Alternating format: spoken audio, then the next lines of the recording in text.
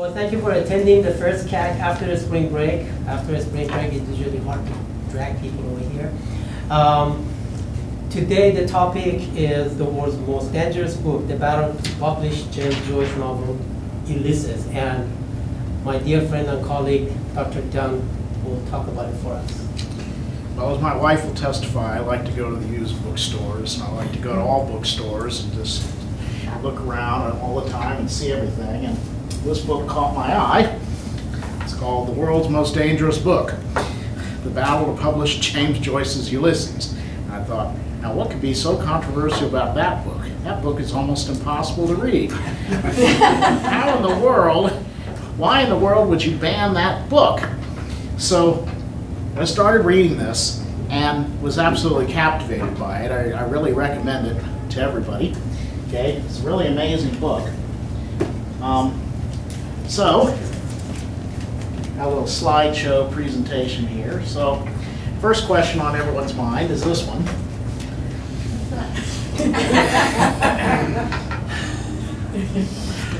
Okay. And in college, I read a short story by Joyce called Araby, which is from his book Dubliners, which is one of the first works that he had published.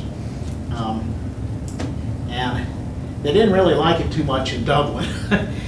Some of the people wanted it banned, didn't like it, but it took a while for him to finally get it published. And that short story, if you haven't read it, read it. It's a real good one.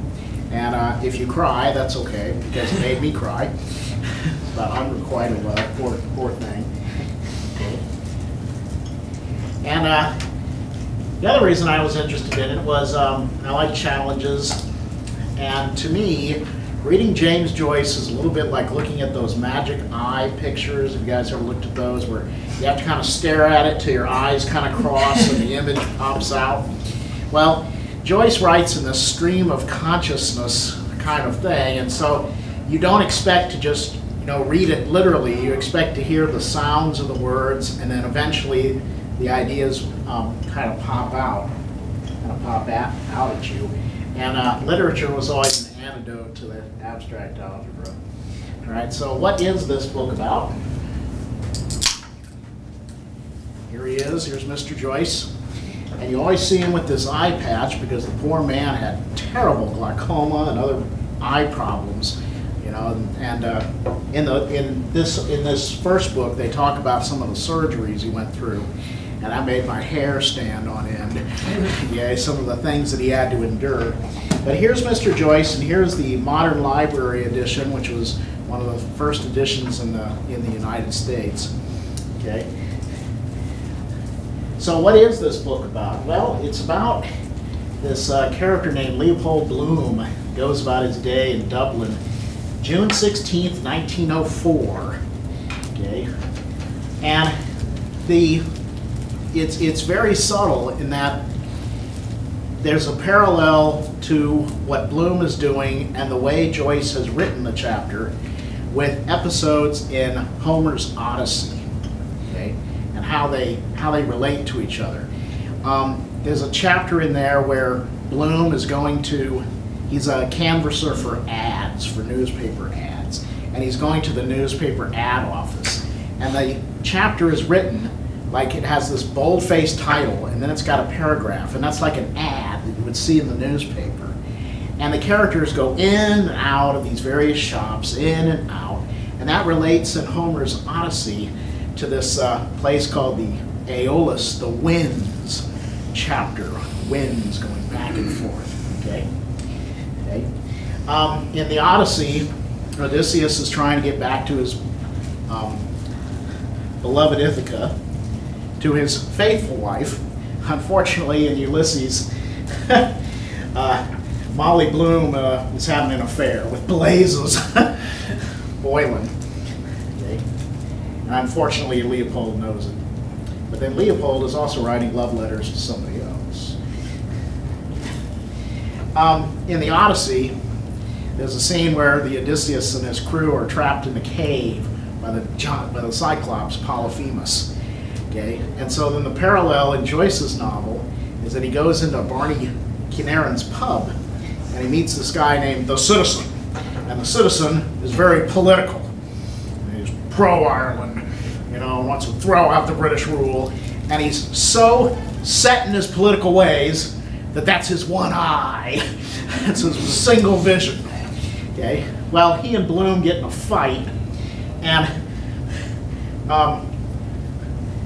the Cyclops character gets so mad at him that he wants to fight him, but Leopold escapes, and in the Odyssey, the giant throws a boulder at Ulysses.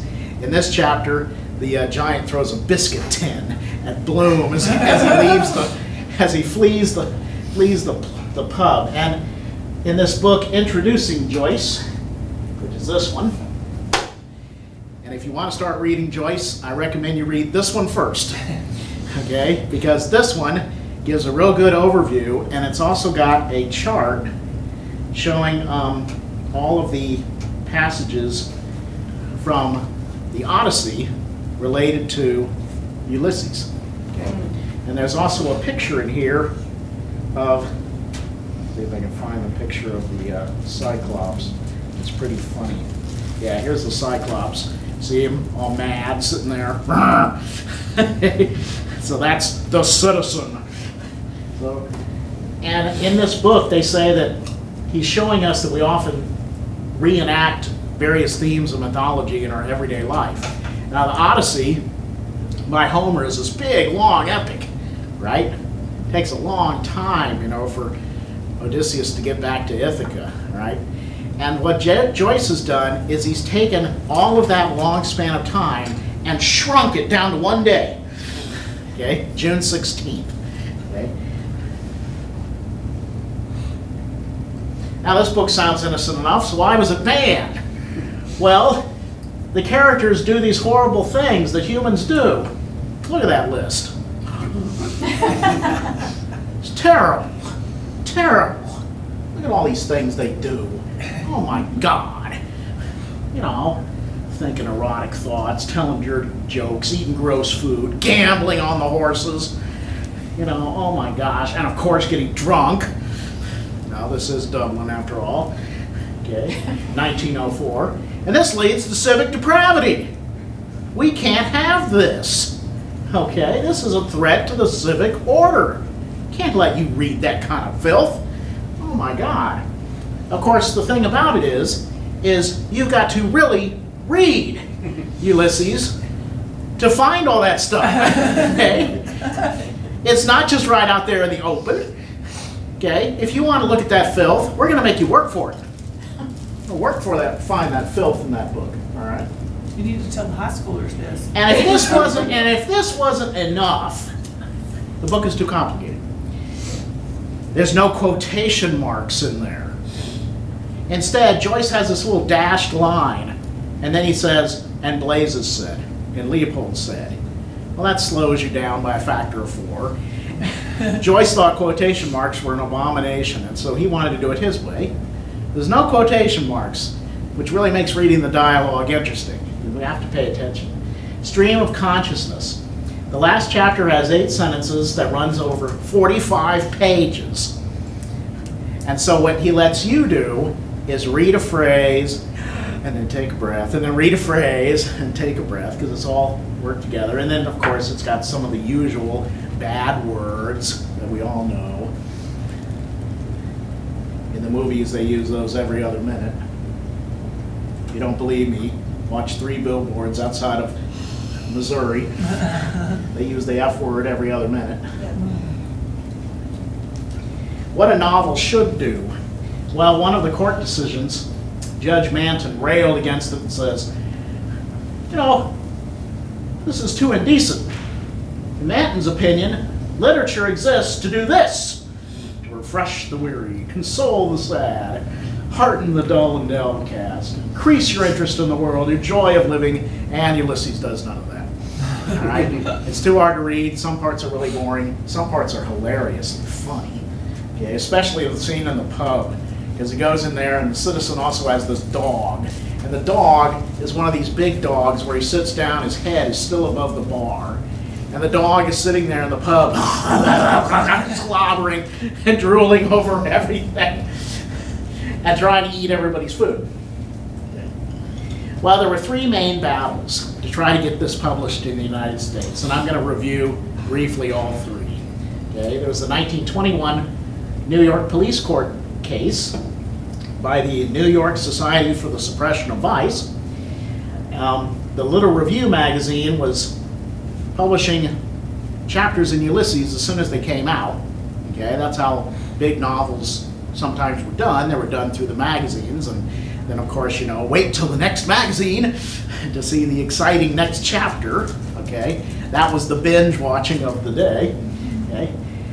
Then the 1933 was the main case, and Judge Woolsey finally decided to allow Ulysses to be imported.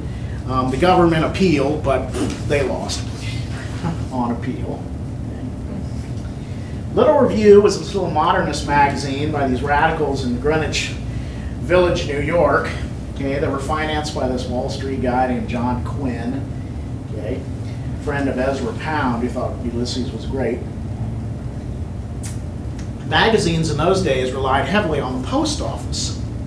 So if you could control what goes through the post office, that's the key to controlling what people can see. If you can control the post office, okay, then you can control the distribution of all the material. The post office was actually very strong in those days. Remember, there's no cable TV, okay? And in fact, there is no TV, all right? So a lot of the literature and stuff is through the post office. And also, there's World War I going on. We don't want to have any subversive stuff, especially that stuff coming from those freaks in France, okay? And all those anarchists and obscene writing and bad ideas about sexuality, that's subversive, okay? We don't want that poisoning the citizens of the United States. President U.S. Grant signed a bill in 1873 called the Comstock Act. Okay? And Comstock was head of the New York Society for the Suppression of Vice. I never heard of such a thing. Have you? Comstock Act made the distribution of obscene, lewd, or lascivious books, pamphlets, pictures, paper, print, or other publication of an indecent character punishable up to 10 years in prison and $10,000 fine, because lust, says the Comstock, defiles everything. Okay? And then there's a picture in this book of William Sumner. This was what really amazed me. This is a picture of William Sumner of New York burning books. I thought only Germans did that. Nope, we did it too. In New York, burning all the books. We're burning books that we don't like. One of the books was called Contraception. Another book was called Married Life. Okay. Other books about sexual health. So here's what happened to the Little Review. They made it all the way to chapter 11, okay? And then someone went, hey, you can't publish this, okay? So they issued the edict to ban it under the Comstock Act. And the New York DA called and said, you can't do that because there's a thing in there where Leopold Bloom is ogling Gertie McDowell and pleasuring himself. Smut! Okay. So they said, well, this is so obscene that even the court stenographer couldn't write it down because then that would be illegal. See, it was a weird court case. Okay? It was a weird court case. They went in there and said, we can't argue this in court. Well, why? Because there's ladies present. Well, we need to tell you the dirty parts. Well, we can't do that because they're too dirty. A little like in the Monty Python movie where they said, you can't say the name of Jehovah without being stoned. And so the guy says, anyone saying Jehovah? He said it! Anyone saying it will be stoned. So it was a real weird case. And they said, well, you can't really do it. What can we really do? And so they kind of went back and forth on it. Okay. So it went to trial. Quinn says, well, the book is so hard that you wouldn't understand the obscenity part anyway. So don't worry about it. Okay? Okay?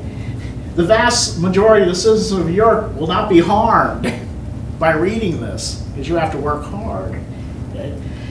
2 of the 3 judges agreed, not the third, and so they ordered Anderson and Heap, who were the publishers of the magazine, put him in 10 days in jail, a fine of $100, which was very steep, okay? And some sympathetic person paid their trial. But the problem is that once this is out there, then that sounds the death knell for Ulysses to be published in the United States, because no publisher is going to touch this thing, because they don't want to go to jail. Also, it's too costly to print, and they might still go to jail, okay? And so it's not worth their time, see? It's not worth the publisher's time to publish this book, So it goes back to Europe. All right, so that was the first thing, okay? Publishers quaked before this society. In fact, what they did was sometimes they would take a book and say, "Will you please look at my book, make sure it's okay?" And then it had to get the stamp of approval, before they would let it out. If the New York Society for the Suppression of Vice didn't like your book, it didn't get published. So it heads over to Sylvia Beach, who's an American in Paris, and she owns this little bookshop called Shakespeare and Company. She gets some friendly French publishers to finally get it into print, which was hard because James Joyce is such a perfectionist that they would send it out there, and then he would read the page proofs and go, "No, let's change this, let's change this, let's change this, let's change this." Send it back to the printer, then they would print it. And of course, how did they do that? Well, they took the letters for the words and wrote it backwards, one letter at a time.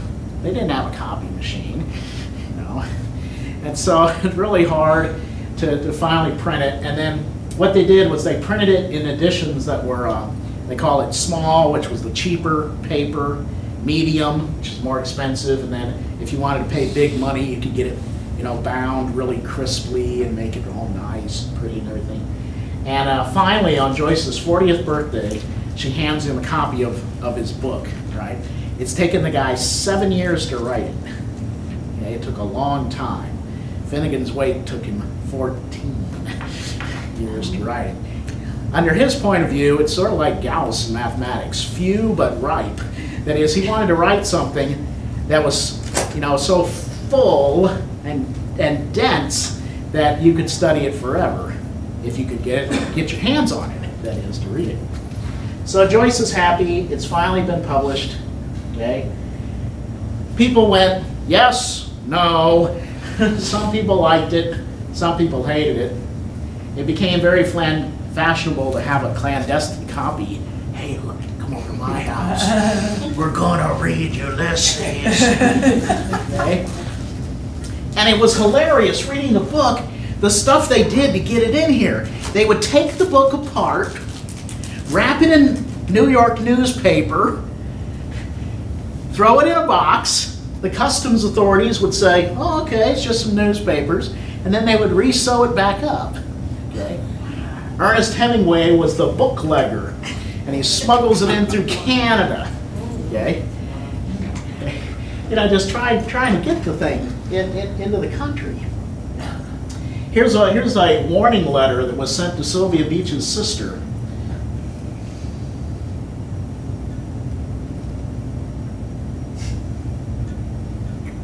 So basically says, "You will sign this or else." Okay? I mean, these guys weren't fooling around. All right? Respectfully, Collector of the Customs, U.S. Treasury Department. Well, enter the ACLU. So the problem with all the censorship trials was that they were so arbitrary. Okay? Who decides what's obscene? We're still fighting this today. Who decides? Well, Morris Ernst of the ACLU thought, maybe there's a way to get it.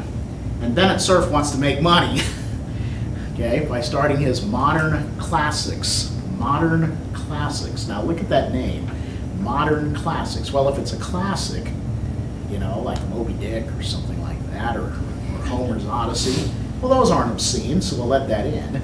But then we want to appeal to the modernist tendencies, so we'll call it modern classics. Okay? So this was the part that I really liked. Okay? Ernst Gambit. This what I thought was the funniest part of the book. Under the Comstock Act, there are about 6 deadly adjectives. Okay? But under the Tariff Act, there's only 1. Okay? So Ernst says, well, we're going to say that Random House did not violate the Comstock Act, but we want to show that, okay, maybe it would violate the Tariff Act and get that overturned. See? Here's the gambit. Because what people would do is they would say, well, okay, the book isn't obscene, but it's lewd. So you can't have it. Well, it's obscene and lewd, or it's not obscene and it's not lewd, but it's lascivious. And so it's very slippery. And so Ernst says, well, Tariff Act only has 1 adjective. So if I can get a judge to overrule that one, then maybe we can get the book in. And so I was reading this in the Starbucks, and I started laughing out loud. People are looking at me. But I thought that was hilarious. I thought, this is the kind of legal rambling sort of thing that interests me, is how they go about finagling the laws to get this to work. Okay, that's one of the things that really interests me. Okay? The law had a loophole that if the U.S. Treasury Department recognized the books as a classic, well, we can have classics. That's okay. Well, maybe it could work. But first you had to get a copy of the book and have it swiped. So then you could argue to overrule the taking of the book under the Tariff Act. So how do you force customs agencies to do it? Well, Ernst sent a letter to the customs house telling them that it's coming on the boat, Bremen. It's coming. It's coming. Customs was so busy that they just sent the package on and it landed on Random House's desk. And Bennett Cerf went, we were supposed to have this confiscated, crap. Ernst takes it back and says, hey, I think this is contraband. Open it. The guy says, well, I got other things to do. What? Finally he opens it and he says, oh, that? Everybody brings in Ulysses from France. Who cares? Who cares about this? And so poor Ernst is going, what can I do? So he finds, I demand you seize this book. Guy's kind of going, all right, well, Joe, we got a nut job here, He's desperate to have me seize this book, I just want to send him on his merry way, but no, he wants to make a case out of it, which is what he wanted to do. Okay. So he did. So finally, also what Morris Ernst did was he kept looking for a favorable judge. And that was a little bit of finesse and some wrangling, because one judge, well, I'm going on vacation tomorrow, or, well, I'm a bad judge, everything's obscene to me. And then they tried to finagle it around. Finally, they came up across this man named Woolsey. Okay? And they wanted to try to get Judge Woolsey to do it. The district attorney of New York, Sam Coleman, he was really upset with the book. And he said, well, it's obscene because of this passage, and this passage, and this passage, and this passage. And I'm sure that he also had some people find those passages for him. Okay? Ernst wanted to focus on the whole text at once, the text as a whole. And that was a key pivot point in this trial. That's a key pivot point. So finally the judge says, well, no matter how hard we try to hide the basic facts of human life, the laws of man are no match for the laws of nature. Okay? Okay. It's like, look, we all do this. We all do these various things. We're human beings, right? We all have to go potty. There was a book that came out a few years ago called Everybody Poops. Right? We have to do these things. And Woolsey, he actually read it. He sat himself down in his study, and this is described in the book, and it took him about a month to get through the whole thing. He said some parts of it bored him to death, some parts were funny, some parts were bad. He said, well, some people probably wouldn't be able to stomach this because it's a little bit too honest. Okay? But he said, well, Joyce is being honest to his life and loyal to his technique. So this is what Woolsey wrote. I'll have you guys read that.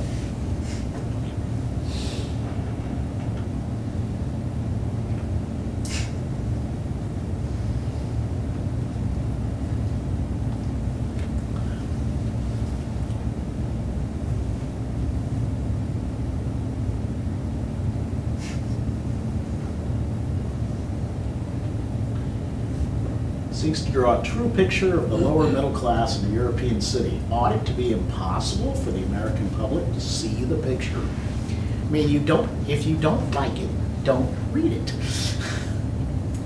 Or if you want to read it, good luck. Okay, because it is difficult. It says Ulysses may therefore be entered into the United States. Remember, I passed around a timeline, and it was also the year of this decision that Prohibition ended in the United States. Okay? So remember, things are very tight at this time, especially because of the wars. There are anarchists blowing up bombs in New York City. You know, it's a tense time. I mean, poor Joyce, he lived during World War I and almost to the end of World War II, and people are suspicious. You know, I mean, it's a tough time. So finally, the book gets in. The government appeals, and I love the name of these judges: Augustus Hand and Learned Hand. Judge Learned Hand, 1934. The new lawyer Conboy, you know, he was going to be the champion, and so he says, "Oh, you want to read it? Okay." So he stands in the court, and it goes on and on and on and on. So, are you going to read the whole thing to us? I mean, a jury trial is impossible. Can you imagine having 12 jurors slog through a month of Ulysses? They probably wouldn't do it. Okay? The Hands thought, well, the book won't last. The book won't last. Wrong. Okay? Yeah, it's about confusion, misery, and degradation, but that's not illegal. Right? Conboy also said that the book is obscene through and through. Really? I finished my second time reading this book all the way through. I've only read it through all the way through twice. I don't think that's enough. All right? Maybe 5 times. I'll tell you more. All right? And what do you mean it's obscene every single page? You didn't read the same book I did. That's not true. So the Woolsey decision stands. All right, great. We can bring it in. Oops! Bennett Cerf actually had the printers print the pirated copy. See, because the book was banned and you couldn't bring it in legally, there were smugglers who would pirate copies, and then unfortunately Joyce couldn't get the copyright, so he couldn't get any money to his own book. Okay? People are smuggling in pirated copies of my book. Hey, how come I'm not getting any dough? It took me 7 years to write this after all. And so he's not getting any money. So later that was fixed. Okay. But yeah, those pirated copies drove Joyce crazy. In fact, there's a letter of Joyce that's in my book that he wrote to publisher Bennett Cerf and said, "Thank you so much for trying to do this." You know, when I tried to first put the book out there, to put Dubliners out there in Ireland, somebody bought up all the copies and summarily burnt them for everybody. And because the book couldn't be published in the United States, it couldn't satisfy the copyright because it had to be printed in the United States in order for Joyce, to get the copyright. And so he couldn't do that. And so he's trying to cut down on the piracy of it. So later on, that was fixed. In fact, it says this at the beginning of the book. It says, the 1934 text as corrected and reset in 1961. Okay, so that's fairly recent. And if you think Ulysses is confusing, try reading Finnegans Wake. And if you do want to try reading Finnegans Wake, I recommend that you get Joseph Campbell's A Skeleton Key to Finnegans Wake, which helps a little, but still doesn't help much. Okay. When I first picked up Finnegans Wake, very first time in the bookstore, I read the first sentence. I thought, well, let's see what it's about. You know? And I thought, wait a minute, this is a joke, right? River run past even Adams from swerve of shore to bend of bay brings us by a commodious vicus of recirculation back to Howth Castle and environs. Sir Tristram, viler de amours for o'er the short sea, had passing corps re-arrived from North America on this side the scraggy isthmus of European Minor to welder fight his peninsulant war, nor had Topsawyer's rocks by the stream Ocheney exaggerated themselves to Lawrence County's gorgeos while they went doubling their mumper all the time. What? And I said, well, maybe that's just the beginning. Okay? I just skipped to the next paragraph. The fall, Baba Baba Doll, Har Dark Tark When Aronk on Baront. Yes, that's one word. It's a 17-letter thunder word, which is supposed to represent the rattle of thunder, the change of history. So I went, well, okay, let's flip to something else. Yet may we not see still the Bronto-Ichthian form outline a slumbered even in our own nightmare by the sedge of the troubling stream that Bronto loved and Brunto had a lean on, hic cubic aeolus. What if she be flags or flitters, reeker rags, or Sunday he chooses with a ment of mines, or a beggar of pennyweight? What? I'll get back to you on that. Okay. It's a page turner. Finally, the New York Society for the Suppression of Vice was disbanded in 1950. There's a picture, by the way, of his predecessor, Comstock, and he's got this scar on his cheek because he was trying to round up some stuff from a pornographer, and the pornographer sliced him a little bit. This was from an overactive dog. Overexcited dog. Right? All right, what's happening now? Well, there are Bloomsday celebrations in Ireland on the anniversary of the book. And you can even get a map. I've seen it online. You can get this map, and you can go through the town of Dublin and see all the places that Leopold Bloom went on that one day. Okay, they love him now. He's a tourist attraction now. Okay, you can even go to Davy Byrne's pub and have the Gorgon cheese sandwich that he ate that day. He tried to go into Burton's pub. The character had to go into Burton's pub first, but there were slobs in there. And so he leaves and he goes to this other pub to have his sandwich. Okay. And they put on reenactments and they have their breakfasts and they do all kinds of things running up to Bloomsday, which is June 16th. Okay. Well, to ban is human.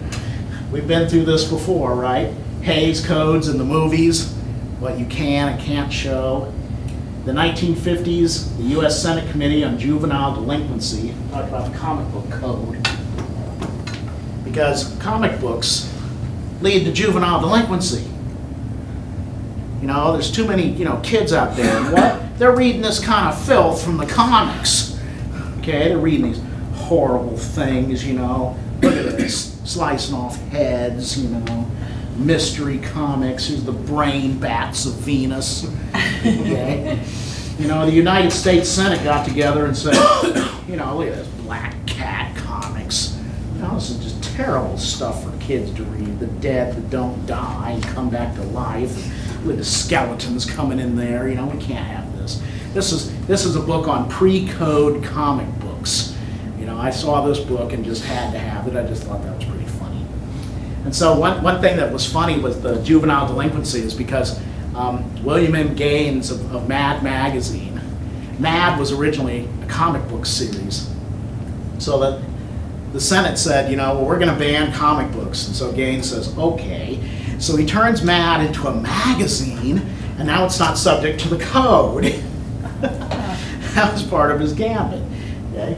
In the 1970s, we had George Carlin's list of 7 dirty words you can't say on TV, and I can't tell you them. You can look it up. 1980s, we had the Meese Commission, because Ronald Reagan had to pay off the moral majority. And also we had the warning records on labels. I don't know if you guys remember Tipper Gore and Al Gore. It was pretty funny watching those videos. They're on YouTube. And so Dee Snider of Twisted Sister Band comes in there, and Al Gore says,